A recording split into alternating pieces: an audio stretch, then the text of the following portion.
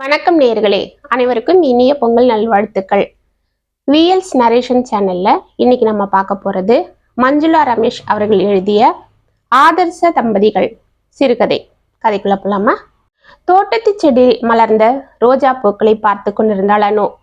திருமணத்திற்கு முன் தான் நட்டு வைத்த செடியில் ஒரு பூ அரும்பினாலும் உற்சாகத்தில் அந்த செடியை சுற்றி சுற்றி வரும் குதூகலம் இன்று பல பூக்கள் பூத்து குலுங்கிய போதும் இல்லை.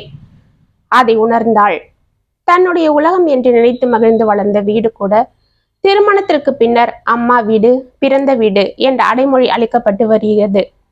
ஆனால் ஆண்களுக்கு மட்டும் என்றுமே அவர்களுக்கு சொந்தமான இடமாகவே உள்ளது. இது யார் வகுத்த விதி? நிச்சயமாக இது ஆணால் மட்டுமே வகுத்த விதியாகத்தான் இருக்க வேண்டும். எல்லாமே ஆண்களுக்கு வசதியாக இருக்கும் போது பெண்ணுரிமை எல்லாம் பேரளவில் தான். மிகவும் சலிப்பாக உணர்ந்தாள் அனு. நேற்றைய நிகழ்ச்சி மீண்டும் நினைவில் நிழலாடியது.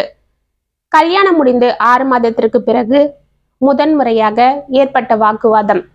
பேச்சு முற்றி வார்த்தைகள் பந்துகள் போல் இரு தரப்பிலும் வீசப்பட அப்படியே அம்மா வீட்டிற்கு கிளம்பி வந்தவள்தான். அனுமா, என்ன பண்ணிட்டு இருக்க?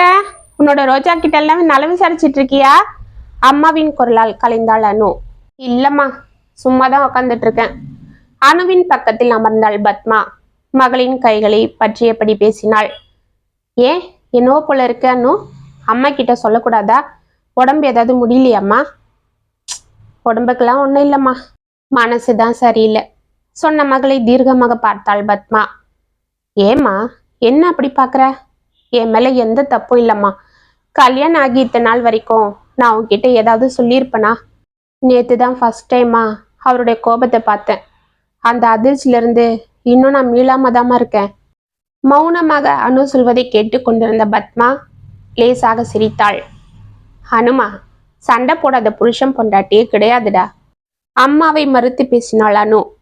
நீயும் அப்பாவும் எனக்கு தெரிஞ்சு இது வரைக்கும் சண்டையே போட்டது இல்லையம்மா. அப்பா உன்கிட்ட கோபப்பட்டு நான் பார்த்ததே இல்லையே. ஆதர்ச தம்பதிகளாக இத்தனை நாள் வாழ்ந்து கட்டிருக்கீங்க. ஆனா உன் பொண்ணுக்கு அந்த பாக்கியம் இல்லம்மா.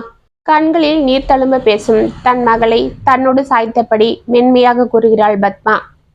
ஹனுமா, எனக்கும் அப்பாவுக்கும் சண்டை வராம இருந்ததே இல்லை. அது யாருக்குமே சாத்தியமும் இல்லை. எங்க கோபத்தெல்லாம் மற்றவங்க முன்னாடி அவ்வளோ ஏன் உனக்கும் தாத்தா பாட்டிக்கும் கூட தெரியாம பார்த்துக்கிட்டோமே தவிர எங்களுக்குள்ள நிறைய பிரச்சனை வந்திருக்கு. கண்ணீரை துடைத்தபடி ஆச்சரியமாக அம்மாவை பார்த்தாள் அனு. பத்மா தொடர்ந்தாள். இதுல ஆச்சரியப்பட ஒன்றும் இல்லை அனுமா. பிரச்சனை இல்லாத உறவுகள் இல்லை. கணவன் மனைவி உறவு இதற்கு விதிவிலக்கும் இல்லை. எந்த பிரச்சனை வந்தாலும் அதை தங்களுக்குள்ளாகவே தீர்த்துக்கிட்டு அனுசரிச்சு வாழறவங்க தான் ஆதர்ச தம்பதிகள். எனக்கும் அப்பாவுக்கும் கூட கருத்து வேறுபாடு மோதல் எல்லாம் வந்திருக்கு. ஆனா கூடவே இருந்த உனக்கு கூட தெரியாம நாங்க அதை பார்த்துக்கிட்டோம். அதுதான் எங்க தாம்பத்தியத்தின் வெற்றி. நேத்து நீங்க கிளம்பி வர்றதுக்கு முன்னாடியே மாப்பிள்ளை ஃபோன் பண்ணிட்டாரு.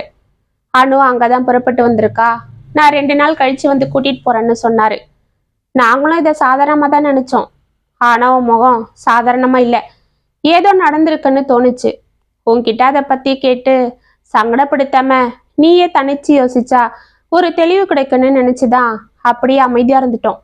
ஆனா விடிஞ்சு இவ்வளவு நேரம் கழிச்சோம் உனக்கு தெளிவு கிடைக்கலன்னதும் நான் உன்கிட்ட பேச வந்தேன். இப்ப கூட நீ எதுவும் சொல்ல வேணாம். இன்னும் கொஞ்சம் டைம் எடுத்து யோசி, தீர்வு நிச்சயம் கிடைக்கும். போதுமா, எனக்கு தெளிவு பிறந்துடுச்சு. இதுக்கு மேல டைம் தேவையில்லை. இப்பவே அவருக்கு ஃபோன் பண்ணி வர சொல்றேன், சொல்லிவிட்டு துள்ளி எழுந்தோடு மகளை பெருமிதமாக பார்த்தாள் பத்மா. இத்துடன் ஆதர்ச தம்பதிகள் கதை முற்றம். இந்த கதை உங்களுக்கு பிடிச்சிருந்தா கமெண்ட்ஸ்ல சொல்லுங்க, லைக் பண்ணுங்க, ஷேர் பண்ணுங்க. மீண்டும் நாளைக்கு சந்திப்போம்.